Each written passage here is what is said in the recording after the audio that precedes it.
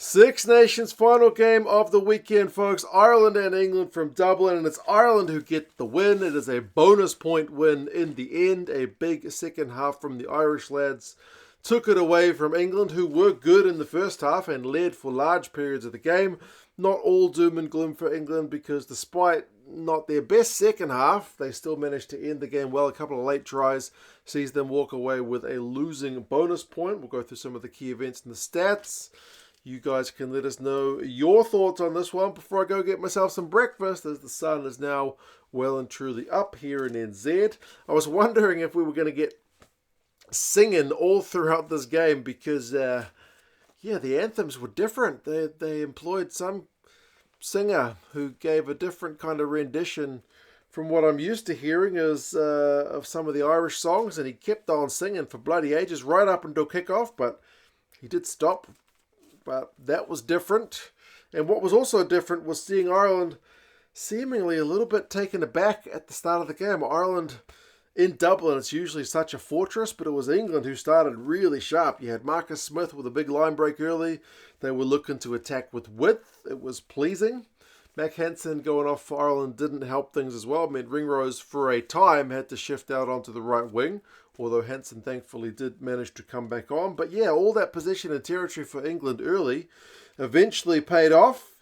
All Ireland seemed to be able to do was just kind of hoof it clear, and England were looking to carry it back at them with some kind of high intensity. We saw a big carry from Ollie Lawrence.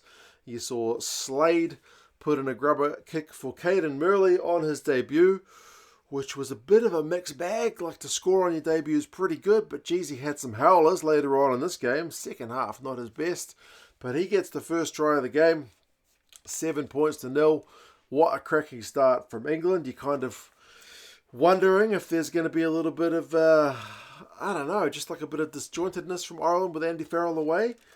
They've certainly not started the better of the two sides for sure. But that being said, England did knock it on from the restart, which is never a good look. It's, some teams are worse at it than others in terms of not being able to secure the ball from the restart. But yeah, that knock on meant they were under a heap of pressure, England. But remember, they did pick these three kind of open sides in their back row, and defensively they were making a whole heap of tackles. They were keeping the line speed high, but they were also conceding a lot of penalties. Eventually, Tadhg gets warned by referee Ben O'Keefe that if you guys keep conceding penalties down your own end, you will get carded. It looked like Kelleher had broken the deadlock from an Irish point of view when he went over, but his try got TMO'd as Beirne was sneakily kind of off his feet and holding Maro Tadhg's leg in a ruck, so didn't allow him to get across to make a tackle. So good spotting from the TMO. It is still 7 points to 0 in England's favour. And then, Ireland kept kicking it to Stewart.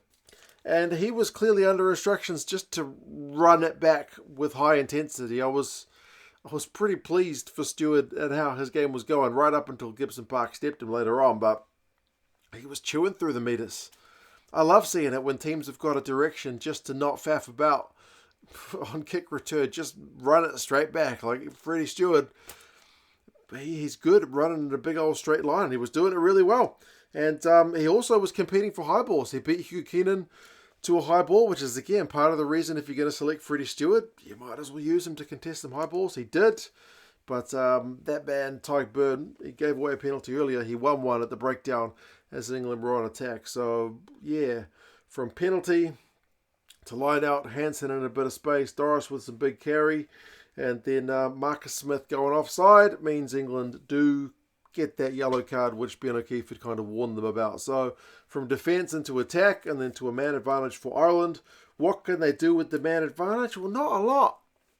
It was a bit frustrating.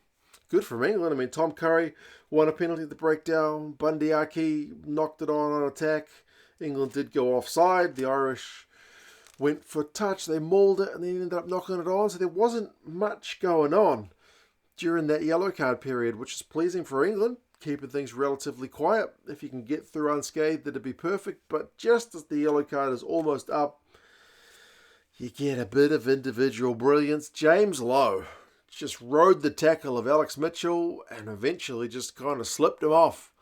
It was a big old miss from Alex Mitchell. It was just a straight up 1v1 miss. And then the support line from Jamison, Gibson-Park, and the step on Freddie Stewart. Freddie Stewart, as I said, runs great in a straight line. Great under high balls. Not great one-on-one defensively, and Gibson-Park exposes him there.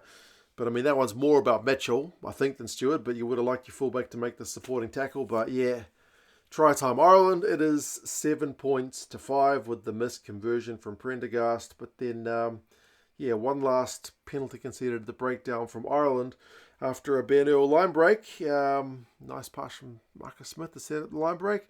Meant that England were able to kick a three, to take it into a 5-10 difference at half-time. So, not bad from Borthwick's lads, man, to go into Ireland, lead them, score first, score last. They've not had as much ball, 55-45, but that's close enough to still have enough to be competitive. And the territory's pretty even, 51-49. Clean breaks is 5 apiece. Defenders beaten 16-17. So there's a lot of kind of evenness about the first half. England have conceded a couple more penalties. It's 6-4 at half-time. Then the second half happens, and for England, it's not a half that they will like to look back on. I mean, the first half, the first part of the second half started all right for England, but then they conceded a scrum penalty, which was the first of the match. And then Caden Murley, in a kind of series of blunders, had one kick go over his head, but he got a hand on it. So as it was kind of rolling back into the England end goal, he had to go get it, because if it had rolled dead or whatever off his hand, it would have counted against his team, unless, rather than just kind of letting it go. So he gets kind of caught, which makes it a 5-metre scrum for Ireland. Well, fortunately for him, they can't get anything out of it. Freddie Stewart makes a good tackle on James Lowe as Ireland push wide, but it's a bit of handbags. And then Ben O'Keefe, who's a little bit frustrating today, he gives the captains this big speech. Don't want any more handbags. We're here to play rugby. Any more running in, pushing and blah, blah, blah, they're going to go. I'm going to yellow card them, which is fine. I don't mind that. But then you got to do it. And he doesn't do it later on in the game when there is a bit more pushing and shoving. He just tells the guys, no more running in. Which is like those parents who you see saying, if you do that again, we're going to drive the car home. Empty threats, man. So, I don't know. Like, if you're going to stop the game and give them a lecture, it needs to be something you're going to follow through on, in my personal opinion. Otherwise, don't bother. Just say, get on with the game. Because you're kind of wasting everybody's time if you're not going to follow through with it. Anyway, I'll stop ranting about the ref.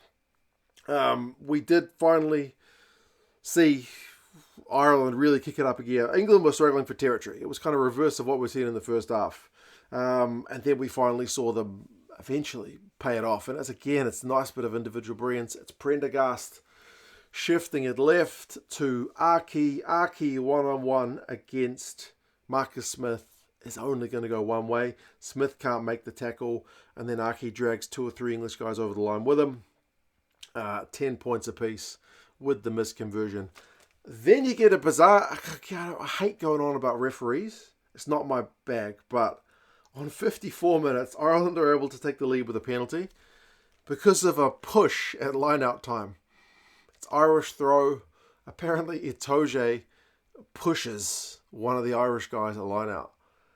Like, I am used to seeing penalties where, like, maybe a guy goes off his feet, scoops up a ball at the breakdown, but the ref's standing at an angle where he can't see that he's off his feet. So it's like something happened that you didn't see. This is one where something happened that I don't think really happened. I don't think it told you, like, maybe his hand was on there, but it wasn't really a push. It was the most innocuous of innocuous penalties. Something which didn't really happen gets pinged. That's how I saw it. You let me know, but as I said, I'm used to kind of seeing the reverse, guys getting away with stuff. This is just one that kind of was invented by the ref. But anyway, it's a 3-pointer to Ireland, so they are in front. Fortunately, with the scoreline, it's not a difference maker in the game because of the late kind of consolation tries. It doesn't make a difference in terms of that. But yeah, England, despite that, couldn't get out of their own half. So it wasn't going well for them. We had the second handbags. We had nothing doing from the ref for that one. And then we had another try. It's a big gap in the England defence. They'll not be happy with this one. Given how well they defended in the first half, Cunningham-South and Genge, there's a big old gap between them, and James Lowe in the middle of the field. You don't need to give that guy a second invitation. Straight through the gap. And then Tadhg Beirne with the support line. It's 20 points to 10. Another Irish kick pushes the England guys back. And then you got Caelan Murley's second kind of howler of the half, where he takes the ball in his in-goal area, and he basically either needs to make a call of like, I'm just going to force this and it'll be a goal line dropout, or a run. But he just kind of hesitates and just gets swamped and then dragged back into the field of play and over the touchline. So it's an Irish line out. So it's bizarre. Then you had Harry Randall with like one of the worst box kicks I've ever seen. Like, it was, I don't want to say comedic, but it was just error after error for England in the second half. Then you get the bonus point try for Ireland. It's Dan Sheehan, like Conan with the big line break. Sheehan with the pass to Lowe. Lowe down the left wing. Sheehan with the support line. 27-10. That's all she wrote in terms of the game, surely. But then you do get England with the fight back. Ireland will not be happy with the way they defended for the last 5 minutes. Like, it's a consolation try seemingly to Tom Curry. Like Lawrence with the offload to Caelan Murley, who gets the try assist pass to Tom Curry. That's probably the best thing Murley did in the second half. 27-15. And then another consolation, which is more than a consolation because it's a bonus point try through Freeman after a kind of scrappy line-out, but a few Irish missed tackles. It's just soft, but England kept fighting. So 27-22, losing bonus point in the bag. But yeah, it's a real game of two halves. Both coaches will be looking at some things ahead of next week. Stats-wise, territory 58-42. I think it's a big one because the second half 66-34. That's how well Ireland dominated the territorial game in the second. The run meters are pretty close, 467 to 432. Ireland kind of edge it. The tackle percentages, Ireland are a bit low, 82%, lower than what we usually see from them. England are 86%. The penalty count's 11-8, so England got pinged a few more times, plus a yellow card. Individuals, James Lowe, pretty brilliant. Doesn't get man of the match, but he gets 3 try assists, 5 clean breaks, 123 metres. Gibson-Park gets man of the match. He scored a try, kept the ball moving really well, kicked well. Josh van der Flier, 17 from 19 tackles. He's a defensive powerhouse. Ben Curry, 18 from 18 from him. Tom Curry, 3 turnovers, 1. They kind of work well together. But, I mean, then you got like Alex Mitchell, makes 3 misses, 6.